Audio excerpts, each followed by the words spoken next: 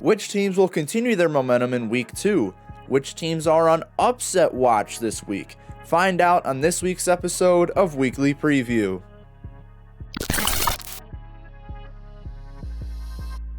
Hi guys, I'm Chase Keller and welcome to week 2's episode of Weekly Preview. In this series, I go over each game, talk about some storylines and some questions, some people you should start in fantasy, then at the end, predict who I think will win and the final score. Week 1 did not go so well as I went 7-9. We're going to try to do better this week, and we're going to start with Thursday Night Football here as Minnesota plays Philly. By the time this video goes up, this game will be over, so I'm going to put out there that I believe the Eagles will win this one 37-20. Kicking off this video is Green Bay playing in Atlanta against the Falcons. Falcons are favored by 1.5 points, and the over-under is 40.5. Both of these teams had a big week 1. Green Bay demolished the Chicago Bears, and with the dominating performance everywhere, Chicago looked like the worst team in the NFL. Atlanta took a 24-10 win over Carolina, displaying consistency on offense and their defense showing that they deserve to get paid as much as they did. Arguably, Atlanta's worst part of the defense is the pass rush, as while they did get 28 pressures on Bryce Young in week 1, a majority of those came from the inside of the line. With how dominant the pass blocking was for Green Bay last week, expect another Jordan Love masterclass. Atlanta's entire defense needs to step up in order for them to win this game. As I said, the pass rush is the worst aspect on the defense, but specifically, the edge rushers are a little under par. Ebiketie, Carter, and Dupree combined for 9 pressures on Sunday. But even then, the run defense was pretty good, and the coverage was spectacular. So if this Atlanta defense can come as one, they will take down the Packers and Jordan Love. And that's what I think they will do.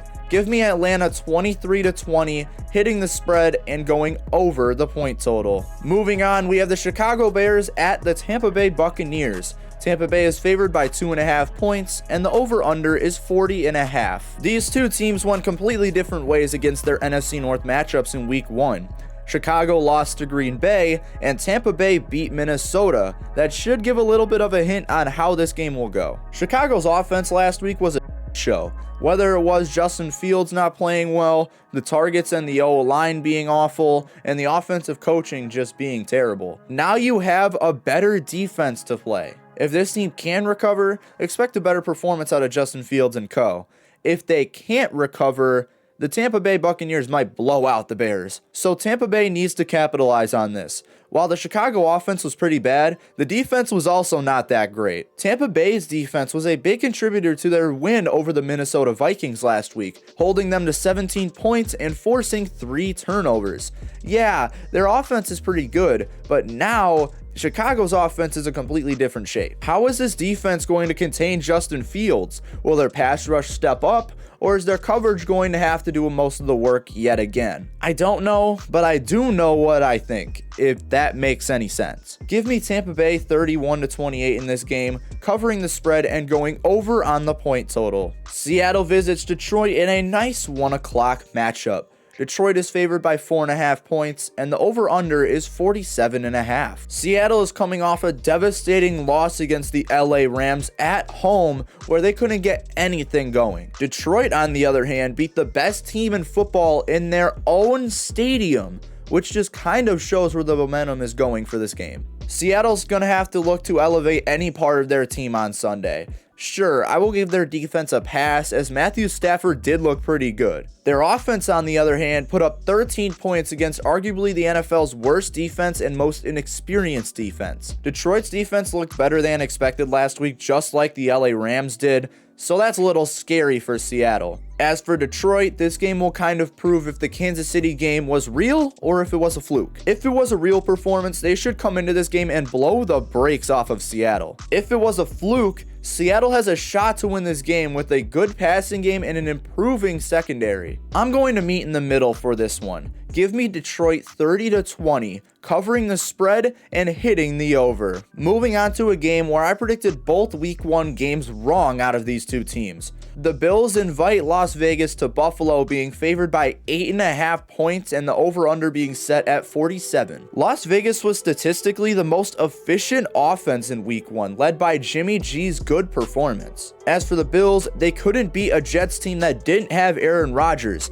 and Josh Allen looked like Joe Flacco if he had legs. Josh Allen obviously needs to control the turnovers, and we know he can. But Las Vegas has a new leader in Jimmy G, who unlike Josh Allen looked really good against an elite Denver secondary. The Raiders finished 6-11 last season, led by Derek Carr, and Jimmy G's looking better than Derek Carr, but obviously it might be a week 1 overreaction. If I was a Raiders fan, I would be excited for this upcoming season, as now their upside is looking higher than 500. As for the Bills, they obviously need to maintain the turnovers, but I want to ask a different question about the direction of this team going forward. What is this team's true upside? Do they yet again have the upside of a long-running playoff team? Or do they have the upside of being eliminated early? I don't know where the direction is going. Josh Allen has some of these turnover-filled games before, but he's also had games where he's looked like the best passer of all time. He should definitely recover given Las Vegas's defense for week 2. Give me Buffalo by a score of 28-14, covering the spread and going under the point total. The Chargers and Titans are the next game up here. The Chargers are favored by 3 points and the over-under is set at 45.5. Los Angeles took a close loss to the Miami Dolphins on Sunday, and Miami's offense just looked fantastic. Tennessee also took a close loss, but in a completely different way.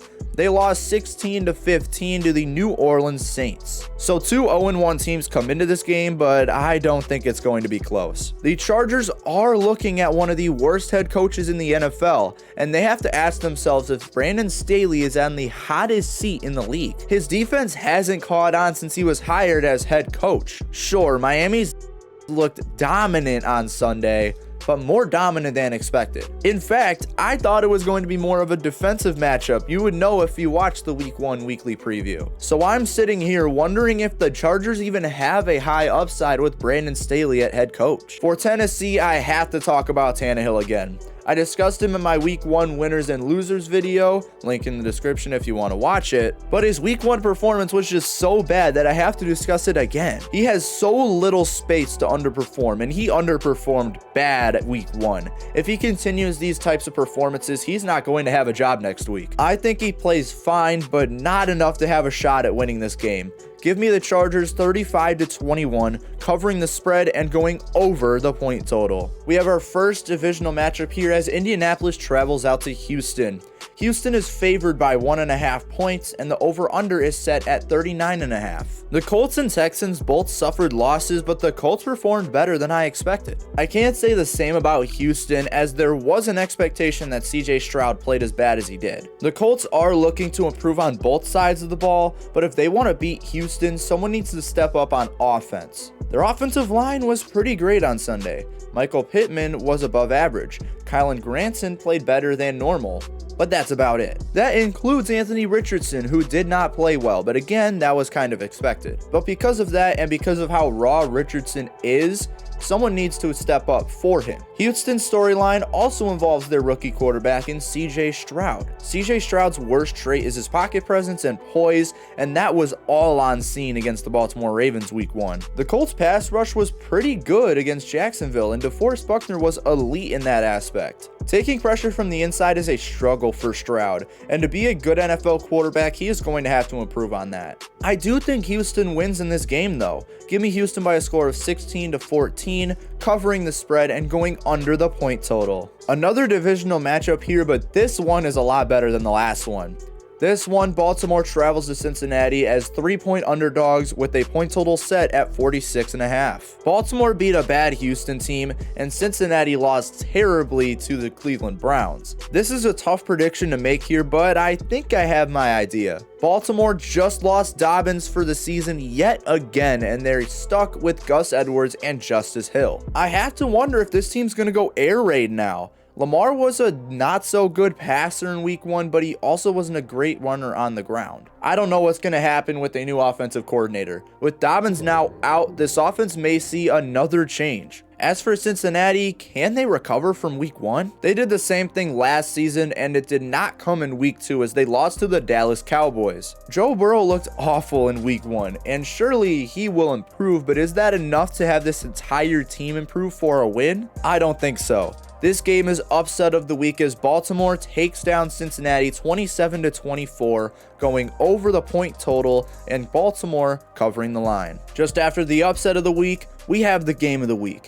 Kansas City travels to Jacksonville, being favored by 3.5 points, and the over-under sitting at 51.5. Two high-powered offenses facing off here, one sitting at 1-0 and the other sitting at 0-1. Kansas City took the shocking loss last week, but that's primarily because Travis Kelce was not available for Patrick Mahomes. So I have to ask, who is wide receiver 1 in this offense? Or for better words, will Mahomes even find a wide receiver 1 in this offense? Rashee Rice had the best wide receiver performance on Kansas City in week 1, showing efficiency and production in only 20 snaps. Kadarius Toney was obviously his worst, Sky Moore underperformed, and the rest of them just weren't that great. So in a depth-filled wide receiver room without a true wide receiver 1, Mahomes is going to have to find that target. The Jaguars are going to have to get to Mahomes as much as possible, just like the Lions did on Thursday Night Football last week. Josh Allen and Trayvon Walker made up a pretty good edge group last week, but the inside of the line did not do well at rushing the passer. So the hope is that these edge guys can get to Mahomes,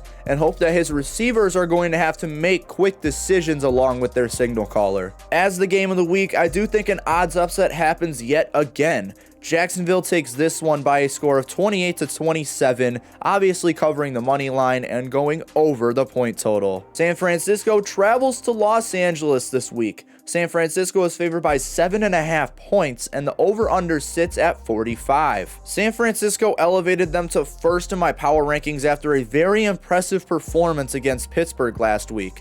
LA also impressed me last week with their win over Seattle, and they were 31st going into the week. The 49ers will come out with momentum as Brock Purdy had a good game, Christian McCaffrey had a good game, the 49ers defense played phenomenal. And sure, the Rams defense was better than expected last week, but the San Fran offense looks very strong. Even then, the Rams secondary really surprised me last week. Their safety group in Russ Yeast and Jordan Fuller looked great. Russ Yeast was a lot better than I expected, and Jordan Fuller just did Jordan Fuller things. The corners had promise, with Darion Kendrick being good, but the rest of the corners not doing a lot. The defense has promise, as I've noted before, but they just have too much inexperience for me to trust them just yet. For that reason, the 49ers are my blowout winners in this one, beating the Rams 41-20, hitting the spread with ease and going over the point total almost by themselves. The Giants visit the Cardinals in a matchup that is a lot closer than we expected it to be the week prior. The Giants are favored by 5.5 points, and the over-under is set at 39.5. New York got murdered on Sunday Night Football, playing at a very, very bad level.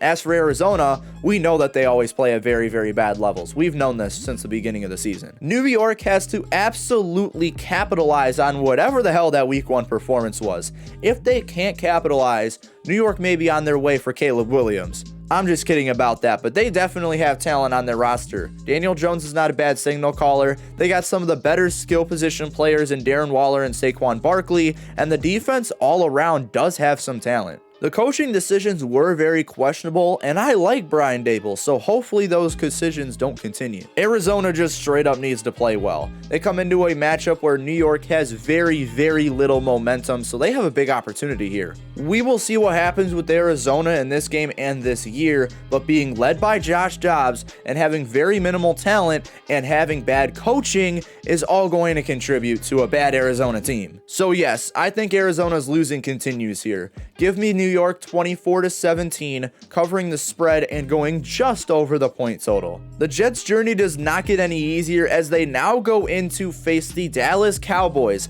the hottest team in football, and Dallas is favored by 9.5 points. The Jets are still talented, so they could still play well without Aaron Rodgers. But Dallas extremely impressed. They were almost number 2 in my power rankings this week. So now with Aaron Rodgers out, this matchup got a whole lot easier for Dallas. New York needs to look at bigger things now that Aaron Rodgers is out. Zach Wilson is at QB yet again, but the hope is that he's a much improved version of what we've already seen. While I don't see that happening too drastically, I am expecting improvement out of Wilson. But it doesn't help that they face the Cowboys, who have, quite debatably, the best defense in the NFL now. I'm not just saying that because they shut out the Giants. I'm saying that because they have so much talent and more talent is up and coming. Stephon Gilmore, Micah Parsons, Trayvon Diggs, Dayron Bland, and Dorrance Armstrong all played like star or superstar players last week. And there's even more to it. DeMarcus Lawrence, Leighton Van Der Esch, Malik Hooker, Dante Fowler, Sam Williams, the list continues. So here's where I stand. Wilson gets his welcome back as a starting quarterback in gruesome fashion. Dallas takes down the Jets by a score of 28-7, easily covering the spread but going under the point total. Moving on to a boring matchup between the Washington Commanders and the Denver Broncos. Denver is favored by 3.5 points and the over-under is set at 38.5. I don't know what to think. Washington barely beat Arizona, and Denver barely lost to a Vegas team that looked very good. And in themselves, both of those games were very boring. But we still have to talk about these offenses. Both defenses are fairly strong and okay coached, but that's about it. Sam Howell is just okay against Arizona, but he's still unproven as a quarterback. We don't know if he's QB1 talent yet. The targets didn't play up to par either against a lackluster Arizona defense, so I'm sitting here wondering whether or not this Washington offense is going to be good. As for Denver, Russell Wilson did show promise in week 1, but he still lost the game. It seems as if this offense is just going to be boring, long-paced, long possession, just one of those offenses. Denver's goal is just going to be to tire them out, and while I don't think that's going to happen, I still do think Denver takes down Washington by a score of 20-14, covering the spread and going under the point total. This game is going to be good. Miami travels out to New England as 3-point favorites and a point total sitting at 46.5. Miami just had the offensive performance of their lives, and they go into week 2 playing a much better defense. Miami just had the best offensive performance of their lives with Tua at quarterback. I think it's second to last year's Baltimore matchup, but still, that was a phenomenal offensive performance. And New England held their own against Philly, which is very nice to see because that means New England might still be good. So for Miami, they make a big jump defense-wise. They now move from a lackluster defense in LA Chargers. I thought they were going to be good, but I guess not. But they now move on to New England, who has a very good amount of defensive talent. Can the Miami offense replicate what they did in week 1 again?